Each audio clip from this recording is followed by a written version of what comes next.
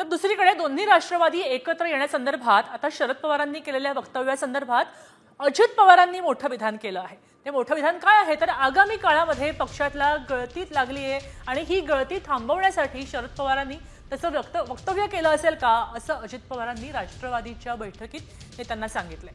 सध्या दोन्ही पक्ष एकत्र येण्याबाबत वरिष्ठ पातळीवर कोणतीही चर्चा नाही असं अजित पवारांनी स्पष्ट केलंय। मात्र आपण पाहू शकतोय गेल्या महिन्याभरापासून अजित पवारांनी काय म्हटलंय आपण पाहूया ग्राफिक्सच्या माध्यमातून। दोन्ही पक्ष एकत्र येण्याबाबत वरिष्ठ पातळीवर कोणतीही चर्चा नाही। शरद पवार पक्षातील पदाधिकारी राम राम करण्याच्या तयारीत असतील असंही अजित पवार म्हणाले। म्हणून शरद पवारांनी पक्ष एकत्रीकरणाबाबतचे सूतोवाच केलं असेल। पक्षाला गळती थांबवण्यासाठी शरद पवारांनी वक्तव्य केलं असावं।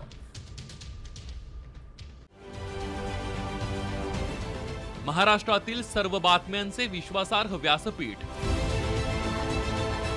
सकाळच्या सर्व सोशल मीडिया प्लॅटफॉर्मला लाईक, फॉलो आणि सबस्क्राइब करा। तसंच सर्व नोटिफिकेशनसाठी बेल आयकॉन प्रेस करायला विसरू नका।